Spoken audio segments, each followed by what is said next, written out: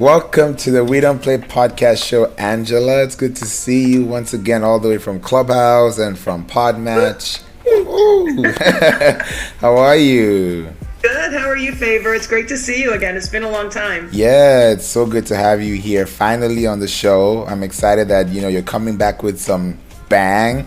You're bringing sexy back. You're bringing the Haute Pursuit. I'm excited. It's all that and more.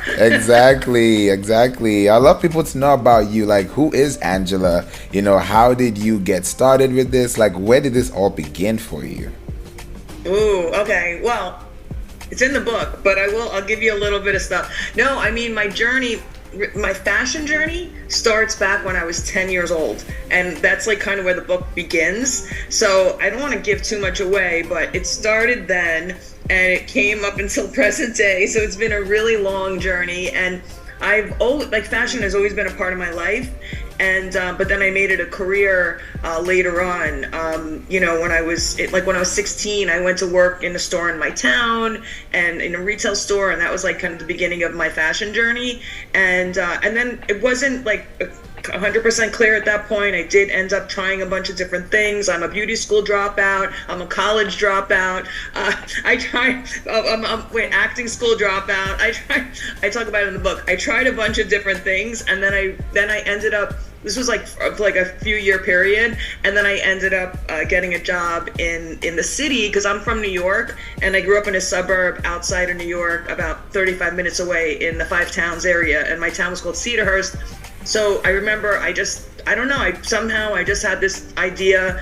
I'm going to go work in the city. I know retail. I'm just going to get a job in fashion because I did it when I was 16. I was also exposed to the industry at 16. They took me to a trade show on the weekend, and I saw in the city, and I saw a big trade show and all the fashion brands. And so it was always in the back of my mind. And so anyway, so I went to get this job in the city, and I've never looked back. And that was when my journey I went to FIT at night. I did go to school. I did end up going back to college, but I went to FIT at night, and I've never looked back. And so many years later. Wow. Would you say your passion then is different from now? No, it's the same. No, I'm still passionate, and it's funny because I talk about it in the book. At 2019, right before the pandemic, I wasn't sure, and I felt burnt out. I didn't know I was burnt out, and I didn't know what I wanted. I didn't know what I wanted to be when I grew up. Only I was a grown-ass woman. It was like that kind of thing. So I'm like, and then I was hunting around and checking different things out. And I came back to my passion. Sometimes you have to leave to come home again. Yeah. You know what I'm saying? And so yes, my passion today, I'm as passionate, if not more passionate today about the industry, about fashion, than I ever was. Okay. Now that you're mentioning fashion, I believe a lot of people know fashion. Some people dress up fashionably. Some people don't know how to be fashionable. Some people show up fashionably late. Some people have all different kinds of things with fashion. But what would you say fashion is in your world compared to what the other people see in their world? I think fashion is, I guess, whatever. Nobody's asked me that question. That's a great question. I think you're making me think. I think fashion is fashion's individual, first of all. Back in the day, if everyone was wearing short mini skirts, everyone wore mini skirts, and if whatever it was, there was an in and an out. You were either in or you were out. Like Heidi Klum used to say in Project Runway, sometimes you're in, sometimes you're out. But one day you're in, the next day you're out. No, but with today, and as things have evolved, I think fashion is very individual, and everybody has their own individual style. So I think everybody embodies fashion in their own way. That's what I think fashion is. I think fashion is how you express yourself through let's keep it to clothing and accessories and things like that. So I think fashion is a physical expression and a manifestation of who you are in clothing form. I like that, in clothing form. I like that. Because people like different types of textures. People like their couches some type of texture. Some people like their curtains some type of texture. That's still fashion. We think about interior design, it's still fashion. The colors, the space. So when I hear the word Haute Pursuit, I'm already thinking about the way you use the word hot, and that already tells me that it's a little bit of some French, some Francais into it. So I wanted to know what brought that in. Like, why did you call it Haute Pursuit? Well, a couple of reasons. Number one, it's like kind of a play on words. Like, I mean, haute is haute. It's not, doesn't mean hot, but it kind of it's in English, you could think of it as hot, but that's not what it means. But so Haute Pursuit, and then, like it goes back to the term of haute couture, like this, haute couture, that's really where we, which is like the new fashion, right? So I just took that word Haute Pursuit, and then the pursuit is really my pursuit. It was really my pursuit and my drive and my ambition and, what it took for me to accomplish all the things and the successes I've had in the industry. So that's where the title comes from. Tell us more about the cover as well. Sure. Yeah, like what inspired the cover? Like did you have different versions before it? Oh my God, yeah, so many versions. And honestly, like I actually have a couple of them here, but I'll show you one. I mean, this was one of the versions of the cover. Okay. That's like a picture of me from back in the 80s. Oh. And it felt very intriguing to people, but then this was a cover this was a photograph this is from my fashion brand Alice and Trixie. And this was one of our photo shoots. So my book designer, because she had these photos, because there's a lot of images, by the way, there's a lot of images in the book. The book it's very rich with images from back in the 80s and the 90s and the fashions, and it's very cool. So this was more current day, but this was one of the images she had. And when we were going back and forth, and I wasn't 100% feeling the face, we kept calling this his face, and this was bridge, face and bridge. I wasn't feeling 100%. I wasn't feeling 100% about this for some reason. I even had another concept in the very beginning, which was a collage. But anyway, my designer, she took this image and she just created this, like, it's called a lockup, the way you put the text like that. And it just seemed super impactful and engaging. And it just really told the story, because prints are very much a part of my story. That was very big for my brand, Alice and Trixie. And also just the idea of her like walking toward the city. That was me, because that was me walking to, into my journey, was going into the city and moving into the city at a young age. So yeah, it just happened to. Do you love it? I love it. I love the color. First of all, even the fit. What she's wearing is matching the text, and it's also kind of giving that pink and blue vibe as well. Yes. With the skies. So you can see the bridge, you can see the walk, you can see the pursuit. Like you can see that I'm in that. The pursuit actually brings it more to life in this picture than in the other one. Yes, thank you. Yeah, well, and it was really funny. Somebody I met in Clubhouse, he turned me on to this site that is called pickfoo.com or something, where you can literally do an A/B test.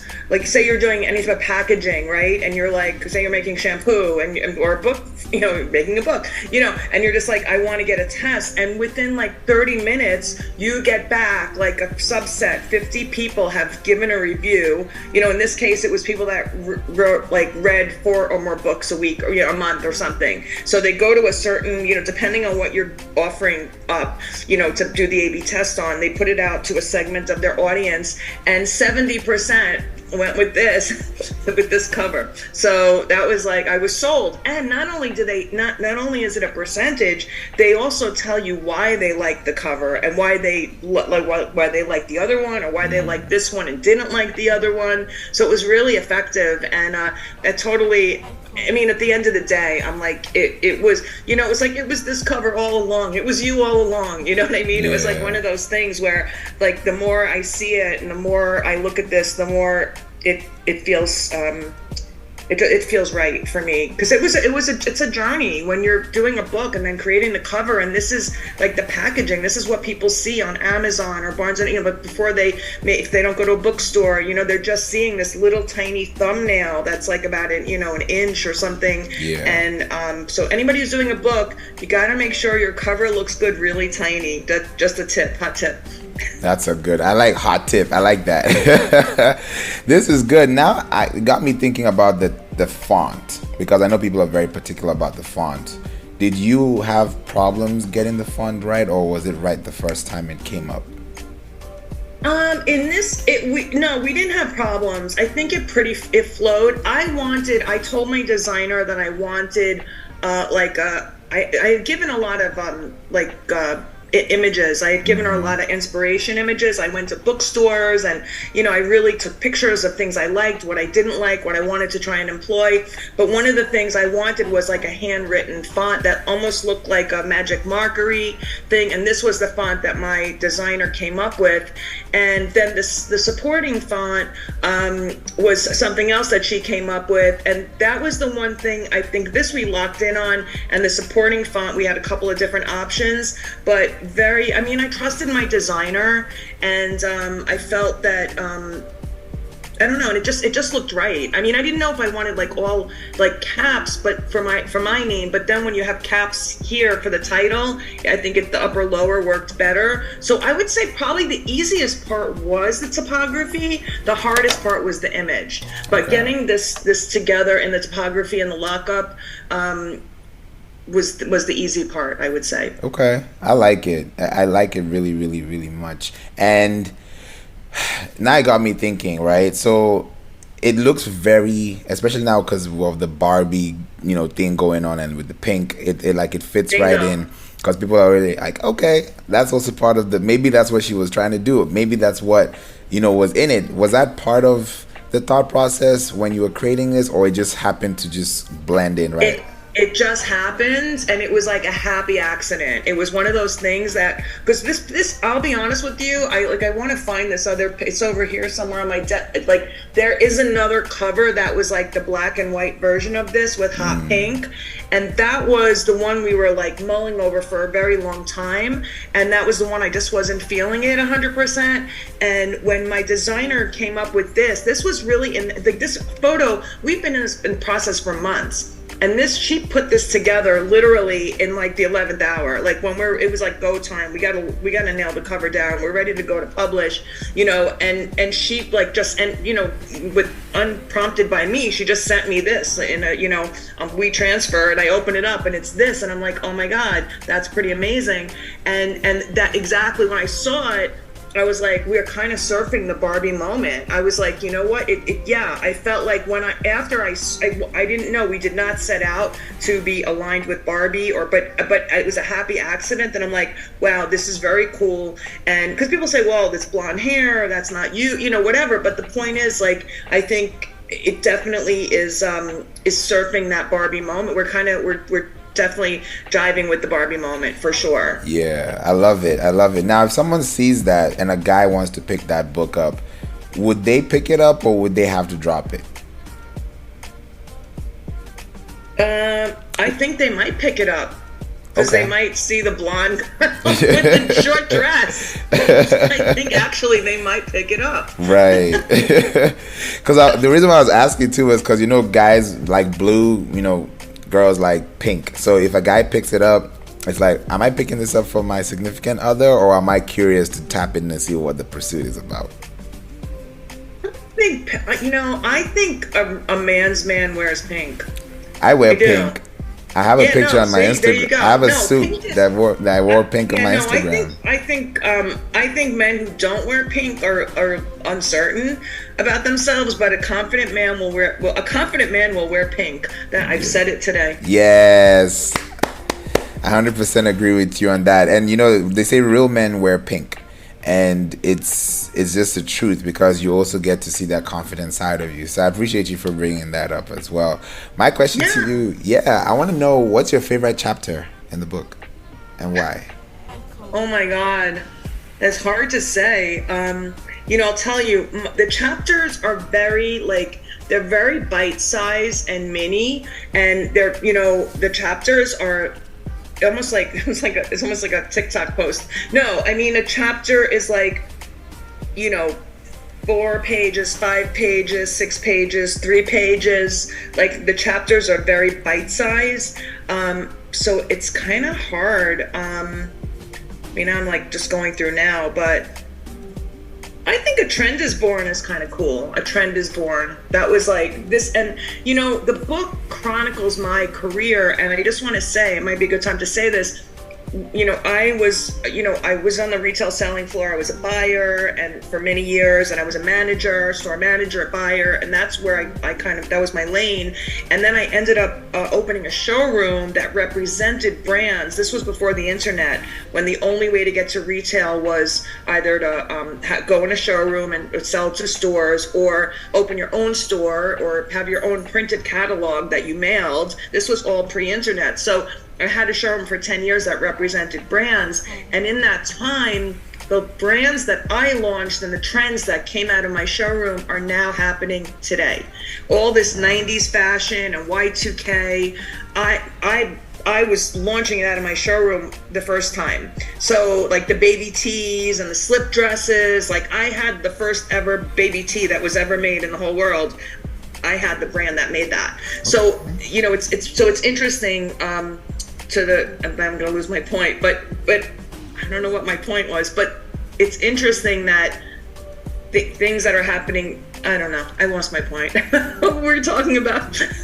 No, we were talking about the favorite part of the book, and you mentioned the trend. Thank you. No, so a trend is born. That was one of the trends. So I love talking about that, because we definitely birthed a lot of trends. And also there was another brand before that called Micah, which was really launched the whole California dress look, like these floral dresses they've been back and they're back. We launched that trend out of our showroom with this brand called Micah, which again, these were the brands that were like the first ones to do it. And then everybody else jumped on the bandwagon. So my showroom was very much about like the newest trends that were being born. So I guess that's why I gravitated to that for a second. But I mean, so many of the chapters were great. I like that. I feel like when you have a favorite chapter and someone can start with that chapter, you actually kind of get into the mix of things. Sometimes people like to read the back of the book before they come to the front of the book. Some people like to scroll through and like, oh, I like this picture. Let me see what the caption is before I dive in. And when you open the trend, I saw a picture. Could you tell us a little bit about that picture? Yes, yeah, and it's, it's interesting you mentioned the pictures. That was another process of where to put the pictures, because like my designer, she had the pictures that I wanted and she placed them first, and then as I'm reading, I'm like, oh no, that's going to pre-tell the story if this picture is before this chapter. So I had to kind of make sure I didn't want to give away the story with the picture and the caption before somebody actually got to the chapter. So yeah, a trend is born. This is me. This is me on the phone. It says on the phone as usual in my baby tee and slip dress circa 1992. Wow. So that's me on the phone. There's a big Rolodex on my desk. We don't have those anymore. For those that don't know, it was this big spirally thing that you had these little cards that stuck in there alphabetically, and you could put all your phone numbers in there. This was way before the internet. But there I am on the phone. This Women's Wear Daily is in the corner of my desk, if you can see it. And that's how we transacted business. There was no email. Everything was the phone. Imagine that. There was no email back in those days. So we had to like pick up the phone and call buyers. And wait, the funniest part was if we wanted to send what we had, we wanted to show, say they were in the Midwest or the South, or they weren't coming to New York yet, we would have to take a film camera, take pictures with a film camera, develop the film, get the photos back, and then put them into an envelope and mail them. That was the way we could show our line. Like, I don't know if the listeners realize, like, if they're younger, like what we had to do, that today you could just like click a button and it's like send an email and here are the photos and do it digitally. So like everything was a lot more effort back in those days. It took a lot of hustle and grind. Wow. Thank you so much for that insight. I feel like some people may jump right into that part to see what Angela's talking about and then run to the beginning. I hope so. That's a really, really good thing. I would say, what would be the major key takeaway for someone who picks up this book at a store, online, and they read it and they're like, okay, I want to read this book from cover to cover. What should their expectation and takeaway be?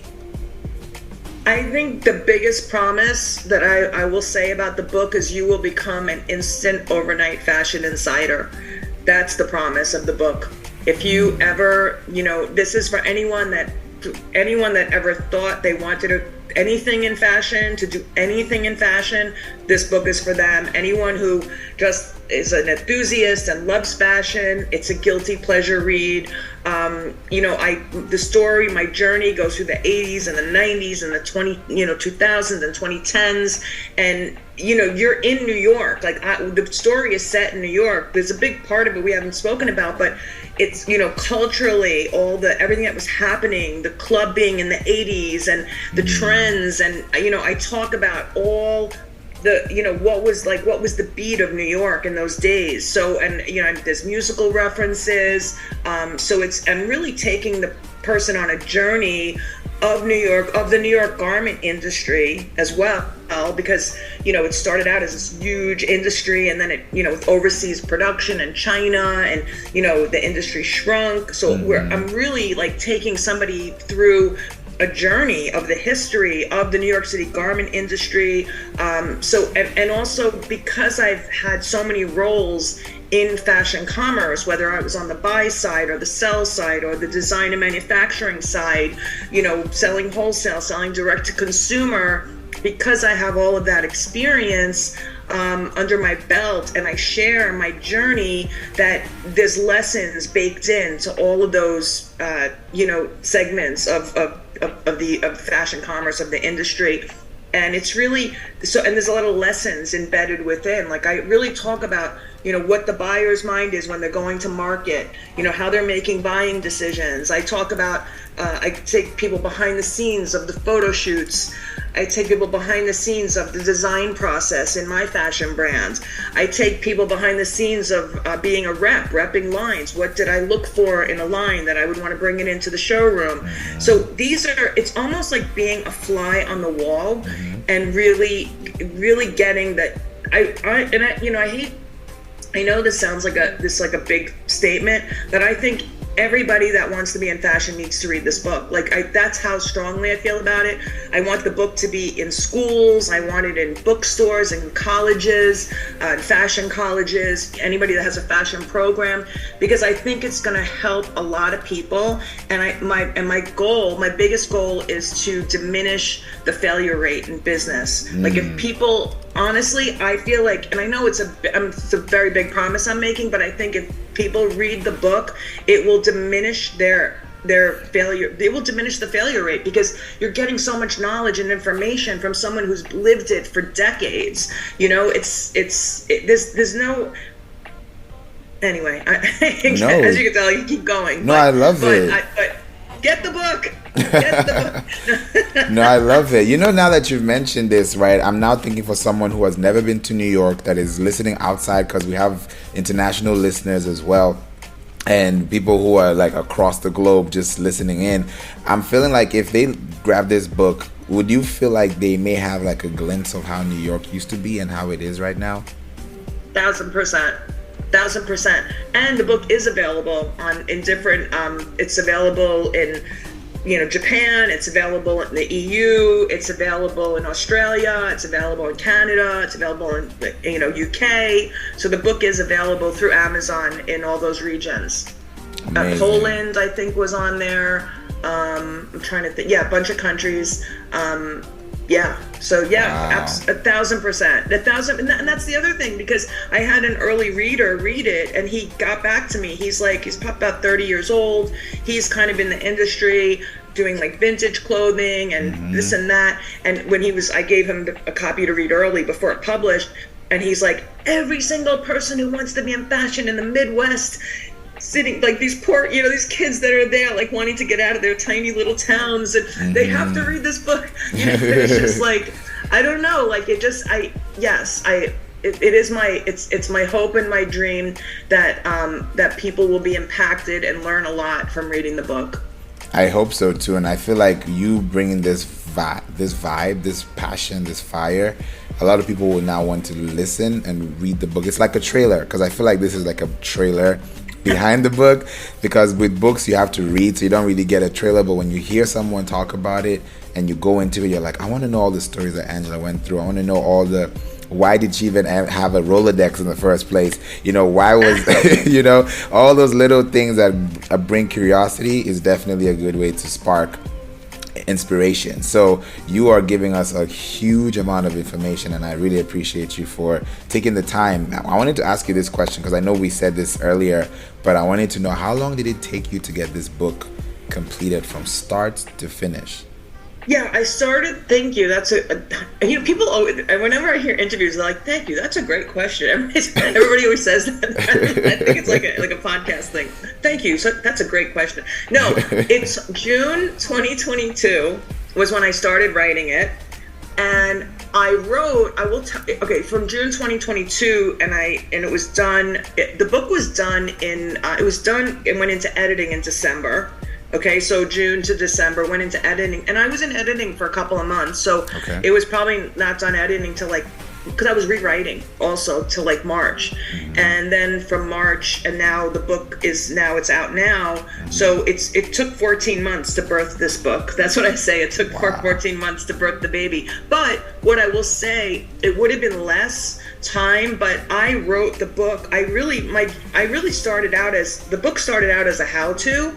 It wasn't going to be like a fashion biography memoir, and I started writing it as a how-to book. But when I started the book, I started telling my story, and then from the beginning of my story, I kind of went into this teaching mode, and I had an early reader, someone that I really like and trust, read it, and he said, I was really engaged when you were telling your story, and then all of a sudden it was like Angela the professor appeared, and he's like, I don't want to know how to do it. He's like, I want to know how you did it.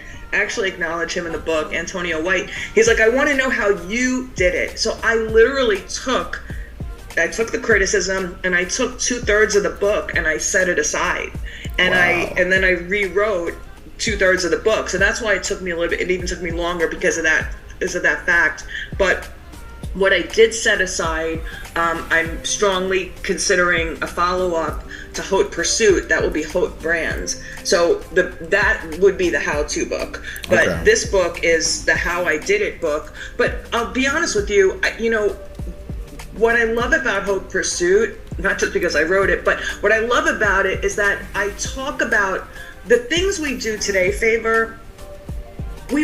Everything is different and everything is the same. Yeah. There's always been marketing. There's always been people of influence out there. And I even say it in the book. I'm like, didn't Jesus have his followers? You know what I'm saying? It's like, There's always been ambassadors. There's always been,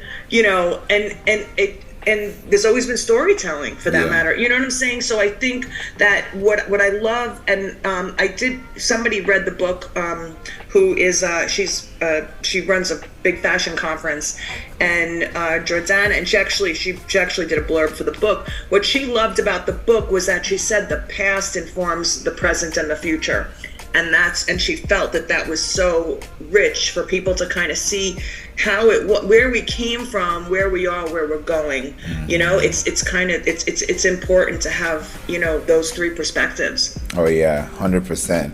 And I feel like when you take that initiative to start something and finish it and look at it in your hand, and you're like, this was in my head 14 months ago, and now it's in different houses, different homes, different closets, different highlighters, everyone's just going crazy with it.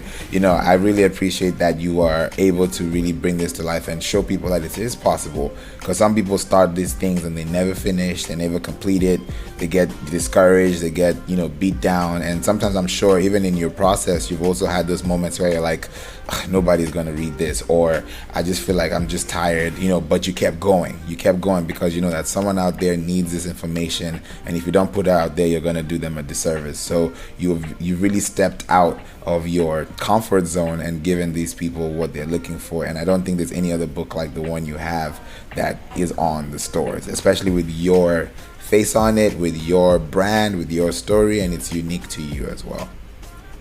Thank you. Thank you for saying that, because I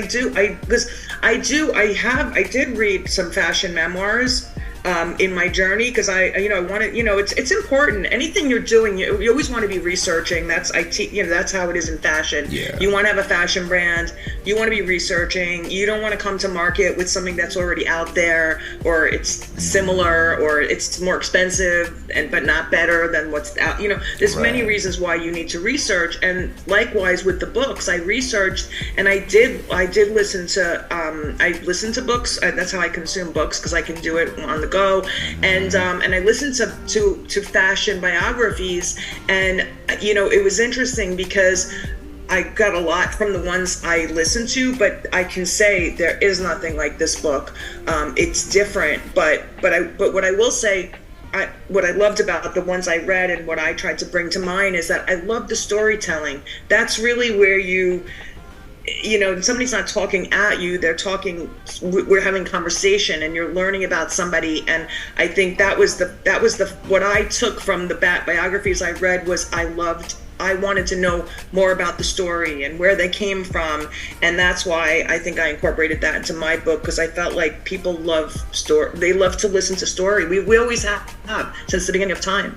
Exactly. Even coming by a fireplace, listening to stories.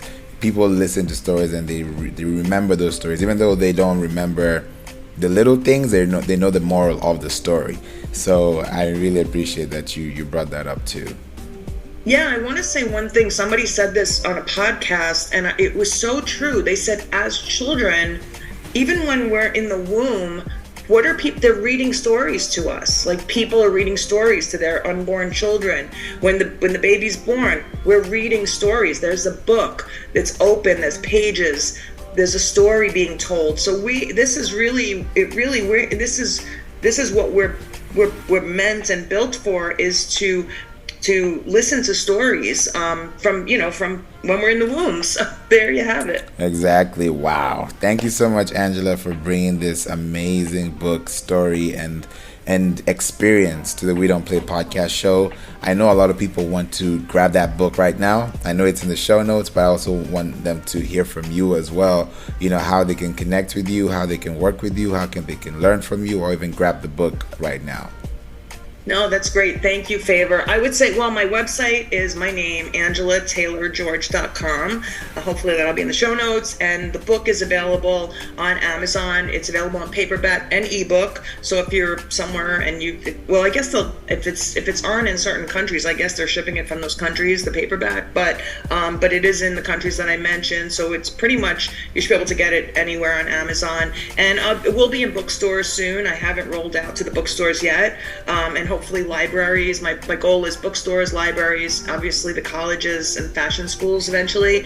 But for right now, Amazon is definitely the place to get it. Haute Pursuit, a true tale of fashion, fortune, and fierce ambition in New York City. That's the title. Amazing. Thank you so much. I love the alliteration too. That was really, really good. And it was well thought out. So guys, get the book. Let Angela know how you feel about the book. This will be exciting. And this book is here to stay. So hundreds, thousands of years, you can still check out this book. And I love the fact that you have images in there to give people that way back machine. So this is exciting. Thank you so much, Angela, for being here on the We Don't Play podcast show. And we'll definitely bring you again to hear the success story of the book.